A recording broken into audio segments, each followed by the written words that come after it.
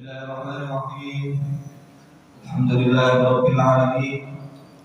Wassalatu wassalamu ala sayyidil mursalin sayyidina Muhammadin wa ala alihi wa sahbihi ajma'in. Qala al-musannif rahimahullah ta'ala nafa'ana bihi wa bi 'ulumihi wa bi asrarihi fid dharain amin. Radhiyallahu anna wa anhum ajma'in.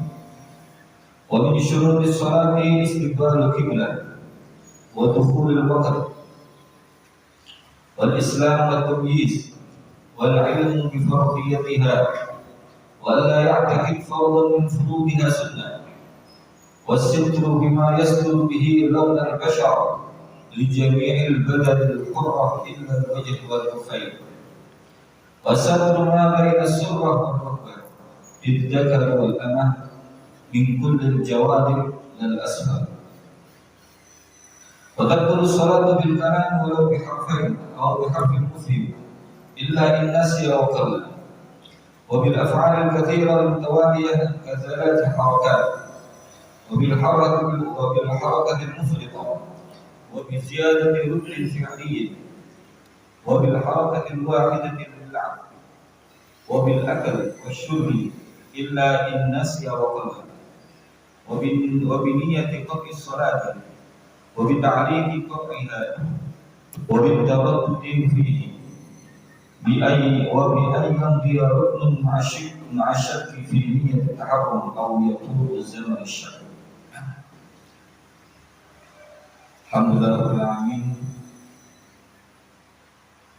Alhamdulillah kita semua bisa hadir di majelis yang mulia, majelis yang dimuliakan oleh baginda Rasulullah SAW, majelis yang disebut oleh baginda Rasulullah SAW sebagai salah satu rawdatun min riyadil jannah, yaitu salah satu taman dari taman surga Allah SWT. Semoga hadirnya kita di majelis ini menjadi wasilah kelak di akhirat kita masuk ke dalam surganya Allah Subhanahu wa taala. Malam ini kita membahas tentang syaratnya sholat. Kita kajian Sulam Taufik ini kita sampai dalam pembahasan syarat-syaratnya sholat. Sebelum masuk ke pembahasan apakah syaratnya sholat itu, lebih dulu kita harus paham dulu syarat itu apa. Jadi dalam istilah fikih nanti ada istilah syarat, ada istilah rukun, ada istilah sunnah, ada istilah fardu, ada istilah makruh, ada istilah sunan atau sunnah-sunnahnya sholat. Itu dibahas di dalam kitab fikih. Semua baik dalam hal sholat, wudu, puasa, zakat itu ada syarat, ada rukun, ada fardu, ada sunnah dan lain sebagainya. Maka kita harus bedakan apa sih yang dimaksud dengan syarat. Syarat sesuai dengan pemahaman bahasa Indonesia. Namanya syarat itu segala sesuatu yang harus dipenuhi ketika kita mau melaksanakan sholat. Syaratnya sholat berarti sesuatu yang harus dipenuhi sebelum kita melaksanakan sholat. Sama dengan syarat masuk sekolah, syarat mendaftar, syarat masuk syaratnya harus mendaftar. Ini kan itu syarat untuk menjadi murid. Sama. Jadi itu yang membedakan antara syarat dengan rukun. Kalau syarat itu sesuatu yang harus dipenuhi sebelum melakukan perbuatan itu sendiri. Kalau rukun, segala sesuatu yang harus dipenuhi dilakukan di dalam sholat itu sendiri. Kalau rukun sholat berarti segala sesuatu yang harus wajib dilakukan di dalam sholat. Syarat juga wajib. Tapi kewajibannya harus dipenuhi sebelum melakukan sholat. Apa saja syaratnya sholat? Pertama istiqbalul qiblah, ya, harus menghadap kiblat. Ya, kita tahu semua ya. Kalau kita di Indonesia sih tidak ada masalah ya, karena di mana-mana masjid, musola, walaupun bagian kemana saja. Ya. Tapi menjadi masalah ketika misalnya ya masuk hutan, ya, atau di timur tengah lewat padang pasir, menjadi masalah seperti itu. Ya. Intinya berarti orang ketika mau sholat dia harus tahu kiblatnya. Jadi dia ketika mau sholat dia harus tahu kiblatnya. Ya. Ya, kalau di masjid mau sholat atau di rumah tidak ada masalah. Ya seperti tadi misalnya kalau kita di hutan atau di mana tempat yang kita nggak tahu di mana, dia harus tanya dulu. Kalau ada orang yang dikenal thiqah, ya jujur, yang tahu kiblat, dia harus tanya. Nggak boleh sembarangan pokok ngadep aja, nggak boleh, harus tanya. Kalau nggak ada orang yang ditanyakan, harus istihad. Istihad itu yang mencari, dia harus berupaya ya mencari mana sih kira-kira arah kiblat. Ya, walaupun istihadnya nanti salah, tapi dia harus istihad untuk mencari arah kiblat. Paham ya? Kenapa? Karena menghadap kiblat itu adalah hukumnya syarat wajib harus. Ya. Itu kan apa? Sampai kiblatnya kan pernah dalam zaman Nabi Rasulullah SAW itu kan dulu pernah kiblatnya ke Masjidil Aqsa. Ya, kemudian ada syarat ayat turun, ya, kemudian menyuruh pindah arah kiblat ke Masjidil Haram, ya, ke Ka'bah. Pada saat itu kan lagi tengah-tengah sholat, itu sampai para sahabat langsung menghadapkan arahnya ke Masjidil Haram. Ya, itu peristiwa pada zaman Nabi menghadap kiblat. Yang kedua, masuknya waktu, ya. Nah, sholat itu inna sholata kanat 'alal mu'minina kitaban mawquta. Sebenarnya sholat itu bagi orang mukmin adalah waktu-waktu yang ditentukan. Jadi sholat itu kan ibadah mahdhah misalnya. Ibadah mahdhah itu ibadah yang diatur tata caranya, pelaksanaannya, waktunya, caranya, semuanya A sampai Z. Nggak boleh kita sembarangan. Ya. Sampai dalam hal waktu. Apalagi urusan sholat, karena sholat itu merupakan haknya Allah SWT. Itu murni haknya Allah. Ya. Beda dengan zakat. Zakat masih ada hubungannya dengan hukum nas. Karena di situ adalah hartanya anak yatim, haknya. Tapi kalau sudah urusan sholat, itu adalah haknya Allah SWT. Maka sudah, kita harus patuh nurut 100%. Gak ada kita itu apa punya warna atau apapun untuk zakat wajib, ya. Itu tadi ya, termasuk dalam hal masuk waktu. Jadi zuhur, asar, maghrib, isya, subuh itu sudah ditentukan waktu. Ya alhamdulillah kalau kita di Indonesia nggak ada masalah waktu. Ya kan, pokoknya ada adzan sudah itu berarti masuk waktu sholat. Ya, misalnya ada kasus misalnya. Di perjalanan misalnya jauh dari musola masjid, ya, kemudian posisi di kendaraan misalnya, ya, dia menduga adanya masuk waktu, misalnya waktu zuhur, ya, Ya, kemudian sholat. Sholat. Karena menyangka dia masuk waktu sudah masuk waktu zuhur. Setelah sholat tiba-tiba adzan itu ternyata keliru. Nah, itu harus mulai sholatnya. Tapi sholat yang dia lakukan barusan bukan berarti sia-sia, tapi tetap dicatat pahala oleh Allah Subhanahu wa taala, pahalanya seperti pahala amalan sunnah. Ya, tidak sia-sia. Tapi dia harus mengulang lagi sholatnya, sholat itu. Dia ditentukan masuk waktu. Ya. Kemudian Islam ini mutlak sudah. Semua amal ibadah ya itu syaratnya adalah Islam. Wudu harus Islam, sholat Islam. Ya.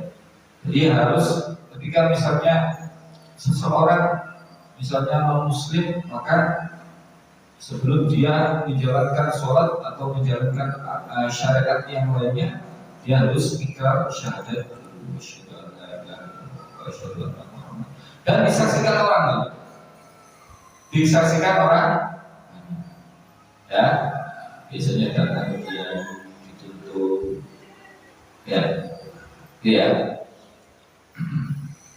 Setelah ikrar syahadat maka dia statusnya otomatis muslim.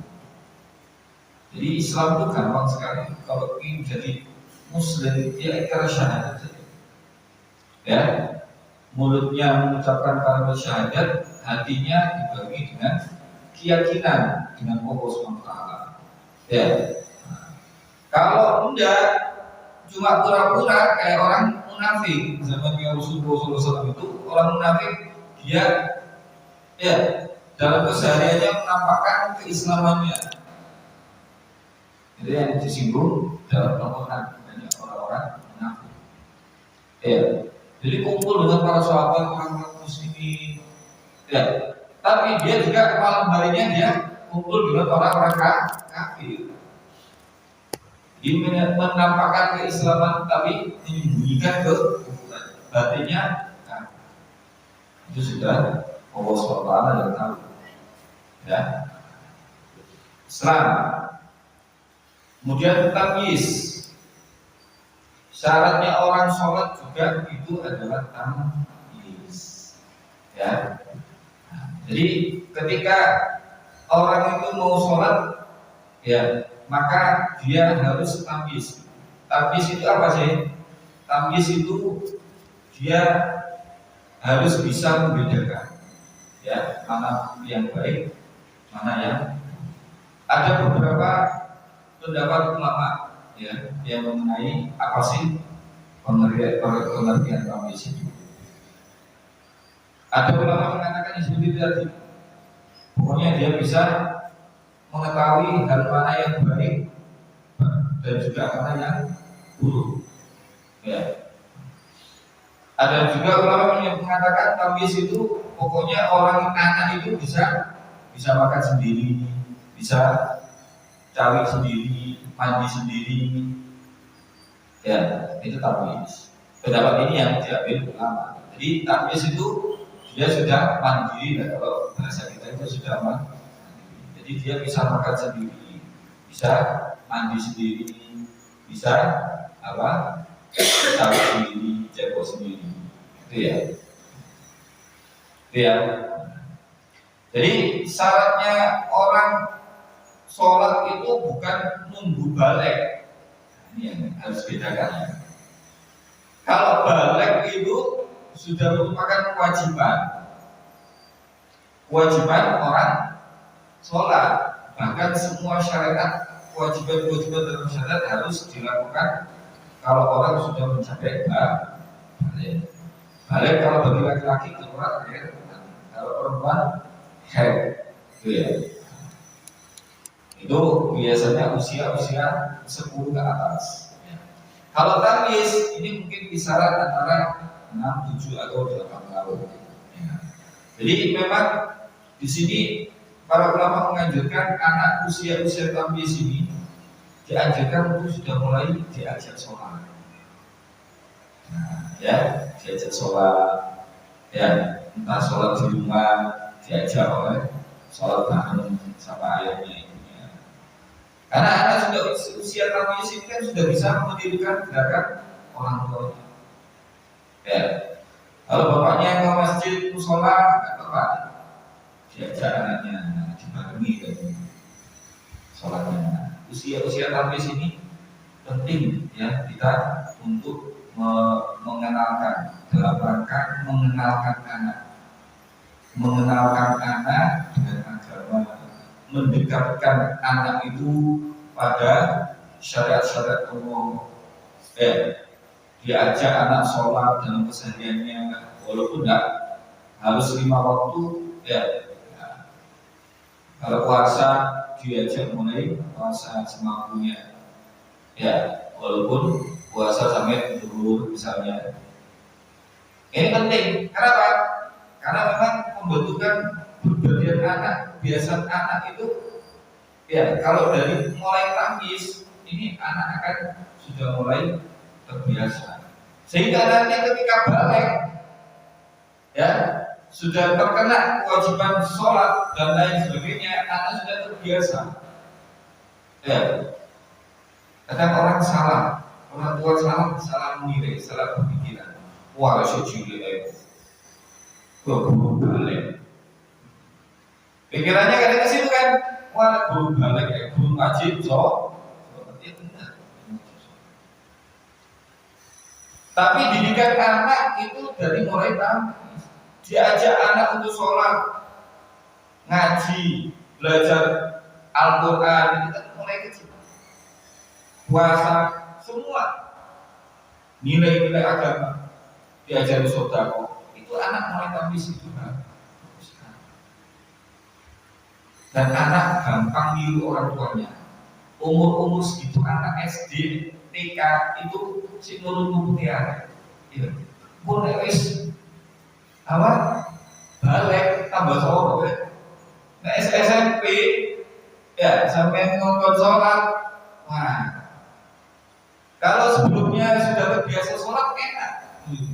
Tapi kalau anak dari kecil nggak dibiasakan, nggak diajari sholat, nggak dituntut sholat, nggak dibacakan Al-Quran, nggak diajari Al-Quran, ya anak sudah SMP balik tambah dia berat. Makanya itu penting, makanya ulama memberikan apa syarat-syarat seperti ini sholat dia itu apa tamyiz ini memang tujuannya apa untuk supaya anak itu dididik dari tamyiz itu sudah diajarkan, dikenal.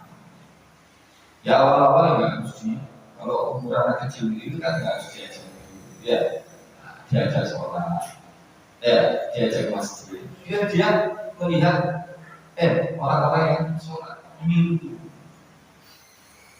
Anak umur segitu kan peniru yang ulur sekali ya.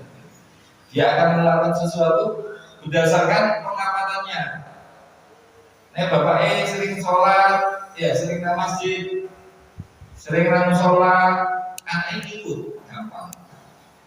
Ya. Bapak malas gak mau sholat, ya mana sholat. Ya jauh. Oke. Ya, ini pentingnya apa? Tamyiz sebagai syaratnya sholat. Kemudian wal ilmu bi fardiyatiha, mengetahui fardunya sholat. Ya. Seperti saya katakan tadi, bahwasanya dalam sholat ada istilah fardu, ada rukun, ada sunnah, ada hal-hal yang dimakruhkan, ya, ada hal-hal yang membatalkan sholat, ada syarat. Nah, dalam sholat ini kita harus tahu mana fardu-fardunya. Jangan sampai bodoh sama sekali nggak tahu mana fardunya, mana sunnahnya, mana rukunnya dalam sholat. Nah, ini penting. Ya, makanya melalui syaratnya sholat ini kita diberitahu oleh ulama. sebelum melakukan sholat itu kamu harus tahu fardunya sholat. Fardu-fardunya sholat itu mana saja? Baca Fatihah, kan gitu. Terus akhir, ya kan? Ya, ruku, sujud dan sebagainya.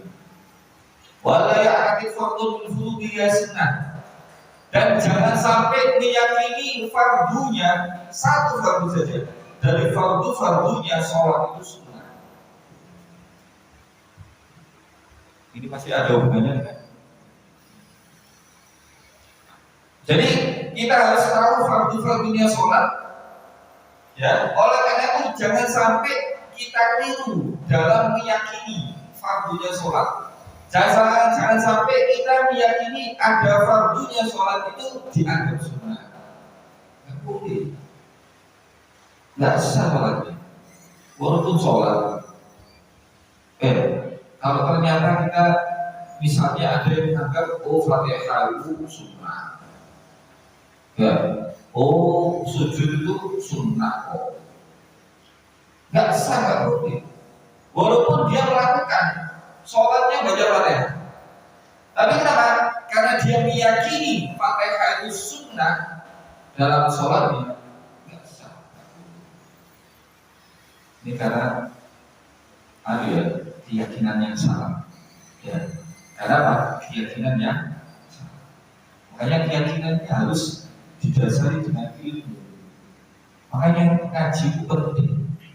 Ya, gak hanya sholat itu dulu, sholat kayak gitu kayak anak kecil ya. Kalau anak kecil kan pertama-tama belajar sholatnya ya kayak gitu ya. Lihat orang tuanya gerakannya kayak gitu. Lihat orang-orang di musola di masjid gerakan sholat gitu. Setelah itu diturunkan gitu loh. Bacaannya pokok modal denger kayak gini bacanya gini kacau. Kalau sholat kayak gitu pasti salah. Bacaannya pasti salah. Dan pastinya juga ketika dalam sholat mesti ada keliru-keliru. Jadi sholat ibadah, semua ibadah itu butuh ilmu. Ya. Jadi amal dari dalam sebut katakan walaupun poin lebih aparat setiap ilmu itu kalau tidak didasari dengan setiap amal tidak didasari dengan ilmu, amal itu madu dan dilakukan. Jadi amalnya itu menjadi tertolak, tidak di. Ini pentingnya kita ngaji bab sholat, bab fikih. Makanya kalau di pesantren ya santri itu mesti ngaji bab fikih pasti. Ngaji kitab itu pasti ngaji bab fikih pasti sudah. Karena salah satu ilmu yang wajib diketahui dan dipelajari oleh setiap umat Islam. Kalau nggak di pesantren masjid, musola, banyak pasti kajian-kajian kitab saminan aja sudah tahu. Ini penting supaya kalau sampai dulu ternyata ada sholat saya yang keliru. Ternyata selama ini saya sudah umur 45 tahun, ternyata selama ini sholatnya ada yang untuk bilang ini tadi. Ya. Jadi ini yang ingin saya tekankan. Jadi jangan sampai tidak boleh kita itu meyakini satu fardu dari fardunya sholat itu sunnah. Nanti fardu sholatnya kita bahas selanjutnya. Ya, kalau dibalik tidak apa-apa. Karena apa?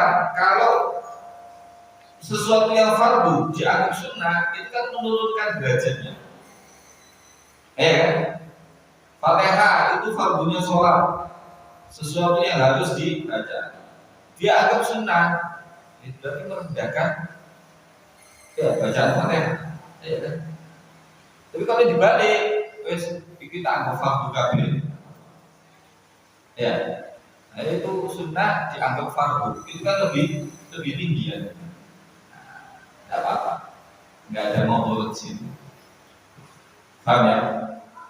Kemudian wasitru bima yasturu bihi launal basyarah di jami' badan al-hurra ila wajhi wal kafain. Menutup aurat dengan sesuatu atau pakaian yang bisa menutup warna kulit, ya, yang bisa menutup warna kulit. Di jami' badan, untuk semua badan bagi perempuan yang merdeka kecuali wajah dan kedua telapak tangan, ya. Dan menutup antara pusat dan lutut bagi orang laki-laki. Ya, intinya di sini syaratnya sholat adalah menutup aurat.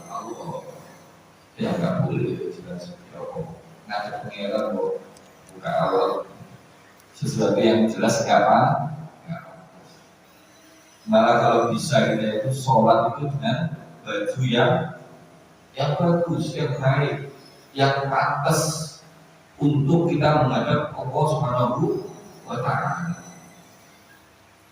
Oh, kita ngadep presiden, nggak usah presiden, ya ngadep wali kota, ngadep pejabat baik, mesti kita pilih baju yang bagus, minimal yang pantas atau layak untuk untuk dipakai menghadap siapa pejabat. Ini ada manusia, ini ada pangeran.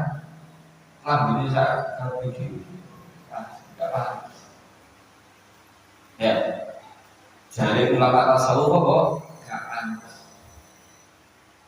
Makanya ulama-ulama besar itu kalau udah urusan sholat bajunya wangi, pakai minyak wangi, baju putih, baju yang disentuh Rasulullah, yang disunahkan. Ya, kalau kita pakai taro, ya taro putih, kopiah putih, atau kopiah apa. Intinya pakaian yang layak pantas dibuat untuk sholat. Untuk sholat dari mandi kerja boleh. Ya kalau beda lagi kalau nggak ada lagi kondisi yang sudah kepepet ya nggak jadi apa pembahasan. Selagi kita bisa menyiapkan, ya bisa punya waktu untuk apa mempersiapkan diri pakai baju yang pantas, tentunya kita harus kita lakukan, ya. Tapi secara fikih itu salah. Secara fikih pokoknya kita harus menutup aurat, jangan sampai aurat itu terbuka.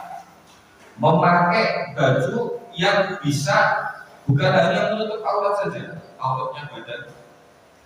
Jadi dalam menutup aurat itu ada dua, ya. Baju itu juga harus menutup aurat kita. Kalau perempuan seluruh badan, ya, anggota badan yang menjadi aurat kita itu yang harus. Yang kedua, menutup, ya, warnanya kulit tubuh. Ono kan wong kelambian tapi koyo gak kelambian. Ya.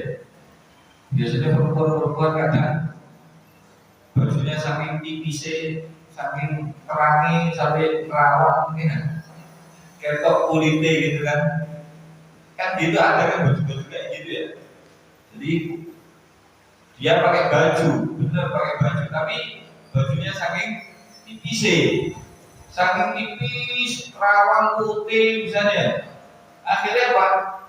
Kulitnya itu masih nampak.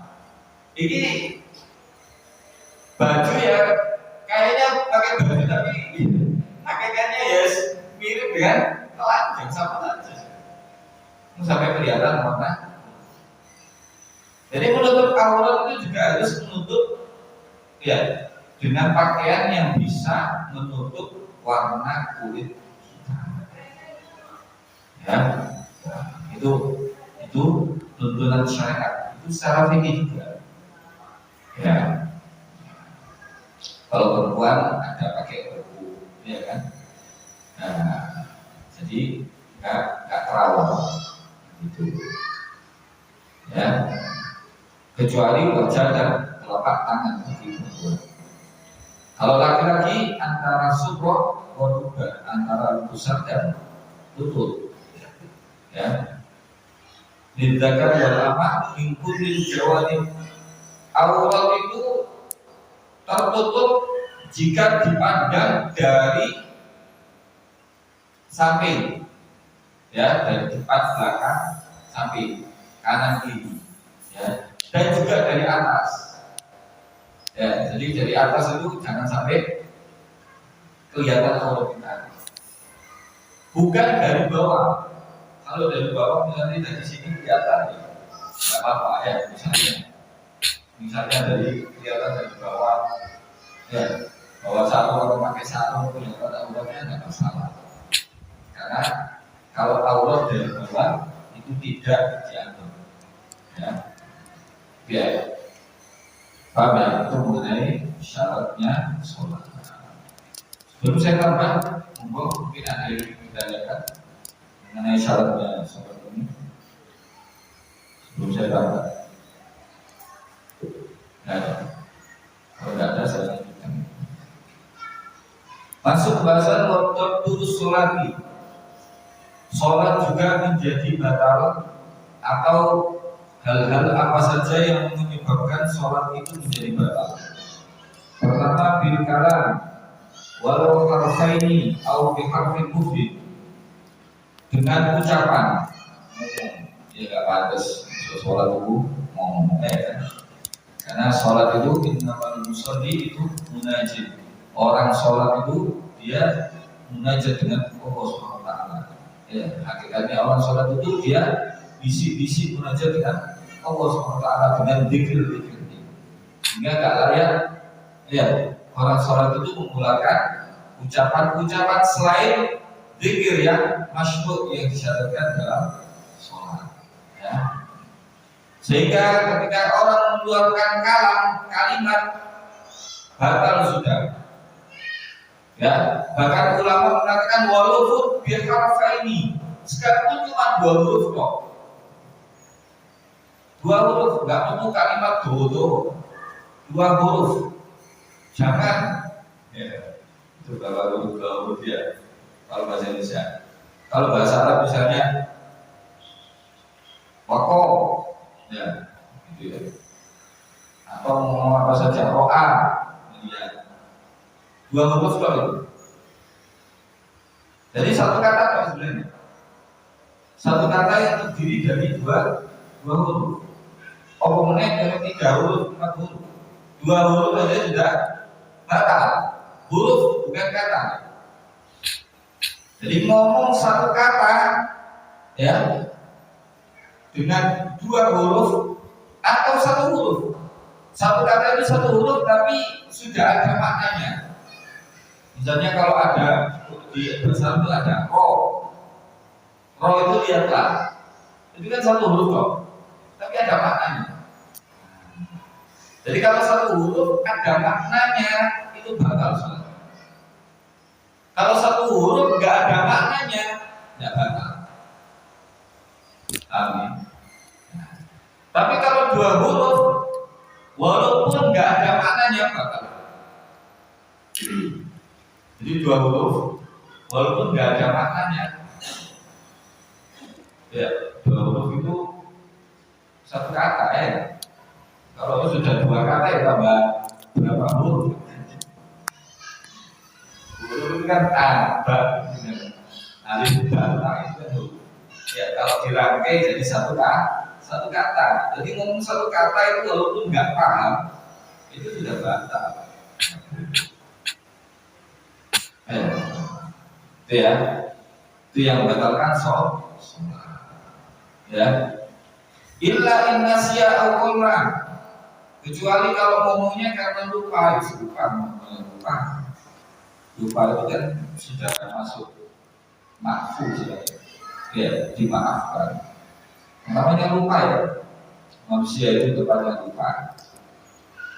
Pokoknya memang benar-benar lupa, ya, nggak terus apa pura-pura lupa. Ya. Allah Taala nggak mungkin ya, pasti tahu niat kita itu lupa beneran atau tahu atau enggak. Gitu. Jadi kalau benar-benar memang lupa ngomong pun itu walaupun lupa ya ada batasannya. Ya, di dalam kitab Tufa itu ada menyebutkan kalau lupa batasan ngomong yang diperbolehkan nggak sampai batal. Ada khilaf. Ada yang mengatakan 5 kata. Ini baru 5 kata, ada yang mengatakan 6 kata. Ya, jadi kalau lupa ngomong yang diperbolehkan nggak sampai batal itu 5 kata atau 6 kata saja. Nah ngomong bawa mulai cerita ya jadi dulu sholat cerita ya. Masuk lupa itu sampai cerita ya. Jadi batasan walaupun lupa itu ada batasannya minimal 5 atau 6 kata ya. Kalau sudah lebih dari 6 kata atau 6 kata itu sudah batal walaupun lupa. Wakola sedikit ya, makna sedikit ya tadi. Sedikit itu 5 kata. Sehingga saya antara 5 atau 6 kata yang diperbolehkan ketika lupa. Ya, jika lupa dan sedikit ngomongnya. Yang kedua, bil af'al katsira. Sholat menjadi batal kalau sebab melakukan perbuatan yang banyak dan berlangsung terus menerus. Ya, kasalah harokat seperti 3 gerakan. Sholat melakukan gerakan sampai 3 kali berturut-turut nyambung batal. Ya, melakukan gerakan yang banyak itu maksudnya 3 kali, minimal 3 kali. Ya, dan 3 kalinya berturut-turut. Ini kalau berturut-turut nggak apa-apa. Ini berturut-turut, ya pokoknya melakukan gerakan apa saja, entah kakinya, tangannya, atau badannya digoyang-goyang, ya melakukan suatu gerakan di luar sholat, ya. Di luar sholat. Kalau melakukan gerakan dalam sholat ya, bungkuk untuk rokok ya atau sujud ya tidak salah. Jadi melakukan gerakan di luar sholat, paham ya? Nggak boleh. Ya, nggak boleh. Termasuk menambah orang kan itu apa? Nambah sujud. Ya, kadang sujud ya sebelum apa. Tapi sujud yang tidak masuk, tidak ada dalam syariat, nggak boleh. Ya, nggak mau apa-apa sujud.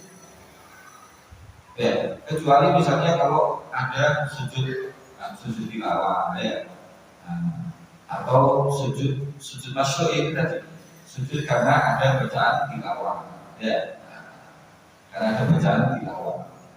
Itu pun kalau imamnya sujud. Kalau dalam kondisi dia jadi makmum ya, kalau imamnya nggak sujud dia nggak boleh sujud, dia harus wajib ikut imam karena sujud tilawah hukumnya sunnah, mengikuti imam hukumnya wajib ya. Atau sujud sambi, tidak apa. Selain itu kok mau sujud nggak boleh.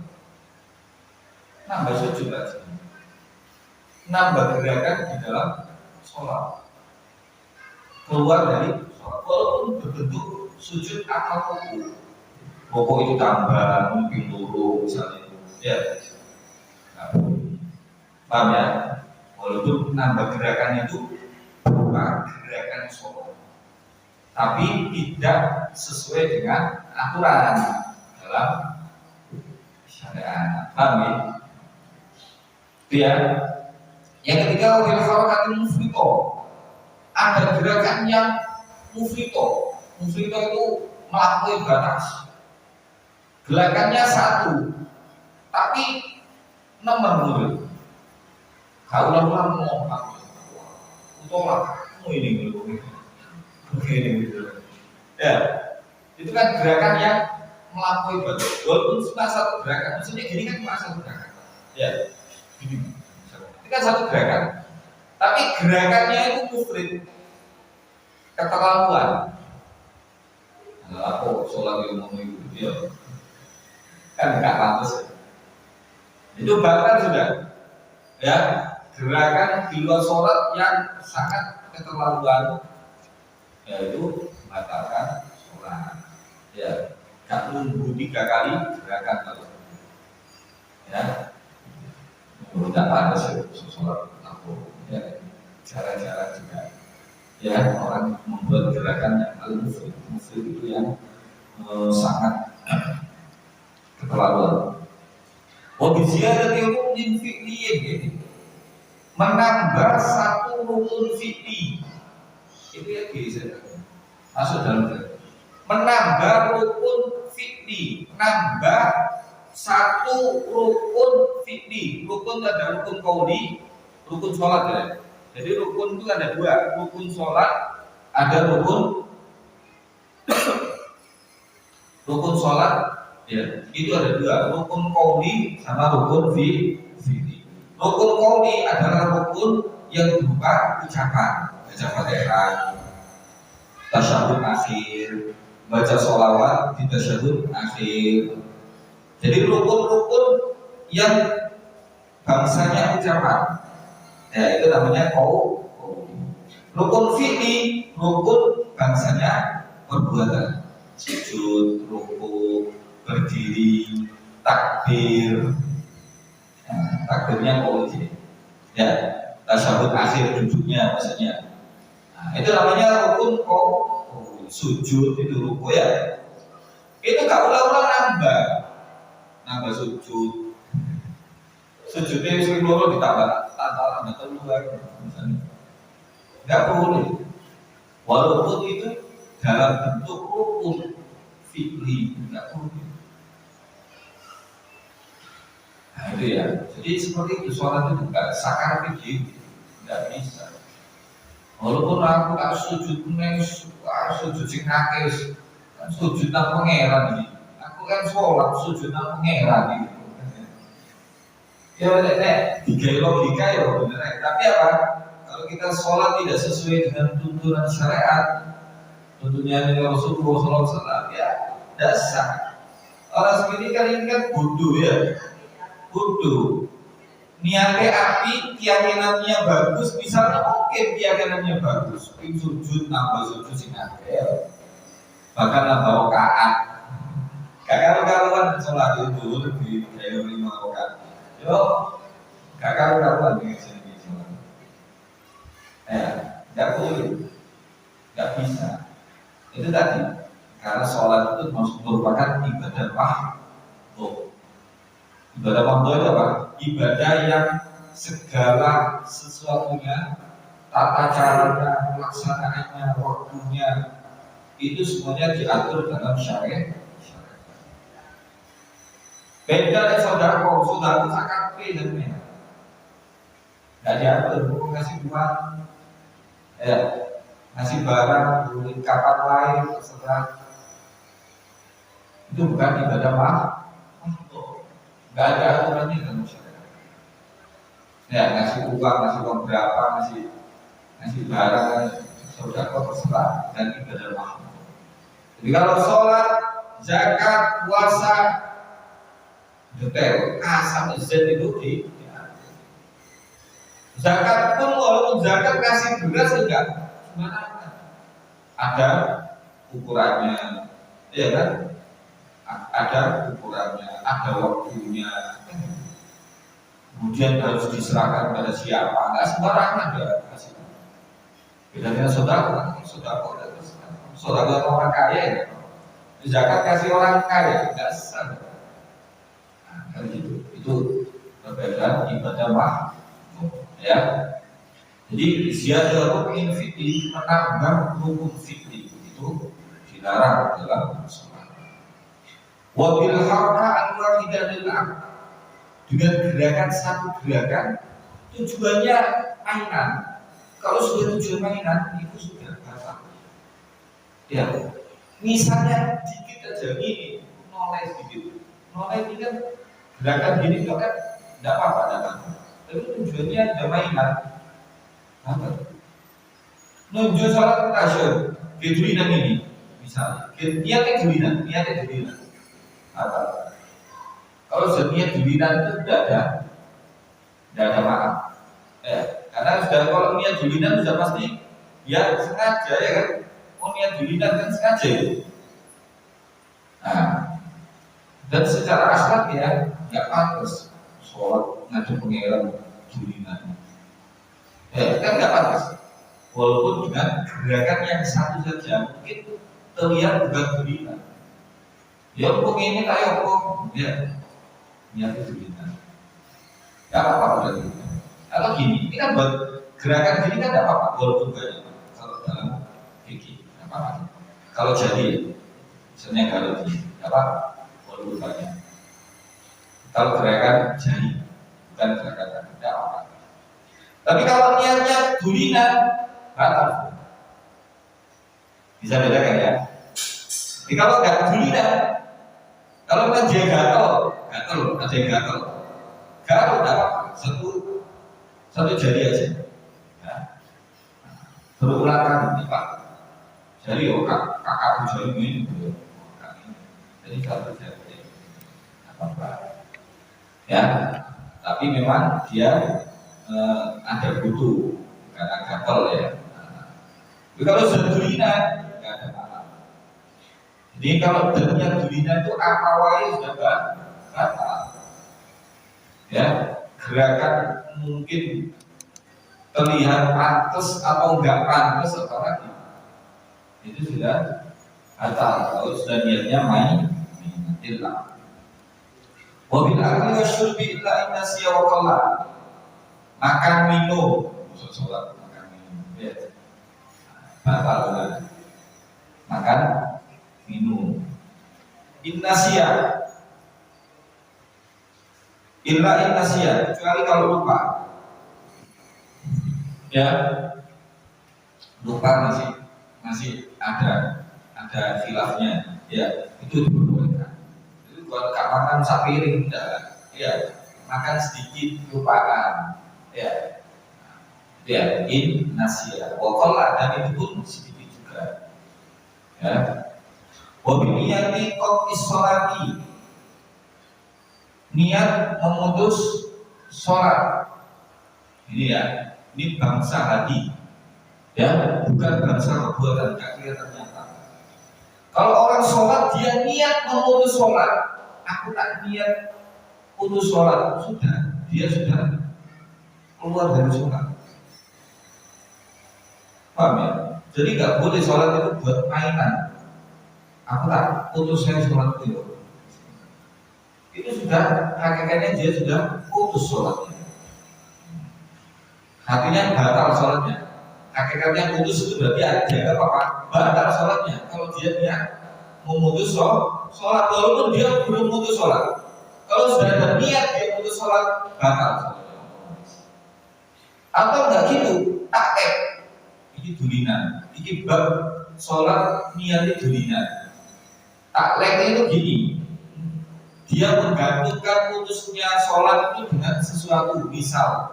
Misalnya kalau orang tamu, misalnya kalau ada saudara datang ke rumah, tak putus sholat itu.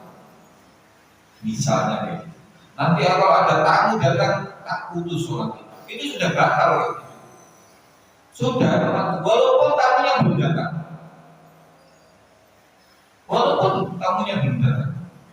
Jadi gak nunggu tamunya datang terus dia putus, enggak.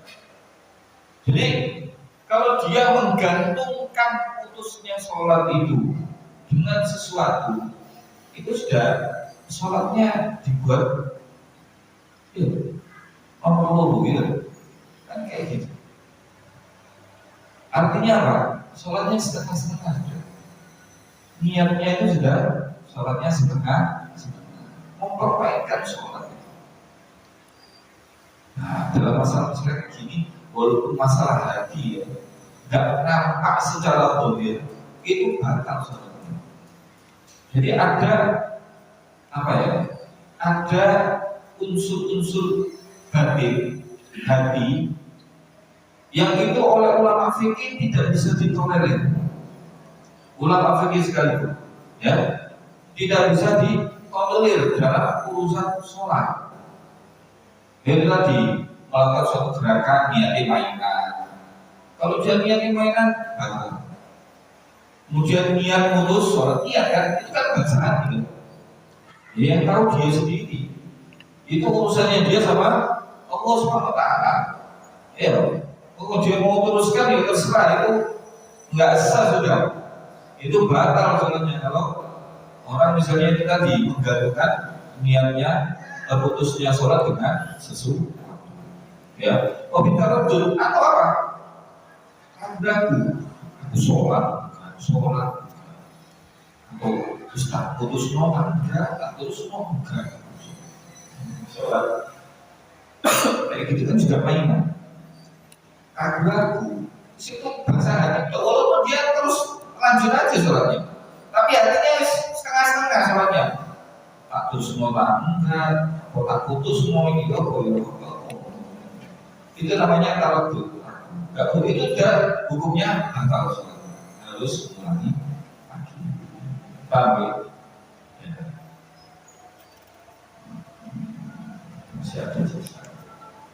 Ya, karena sudah waktunya sudah akhir, ya bisa diakhiri dulu. Semoga sedikit apa yang kita pelajari ini bermanfaat dan bisa kita bersama.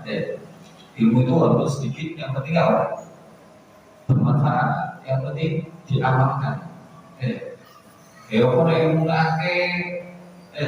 tapi nggak diamal. Yang penting itu diamalkan. Ini semoga ini menjadi apa? Menjadi wawasan bagi kita sehingga untuk kita amalkan bersama. Bismillahirrahmanirrahim. Alhamdulillah.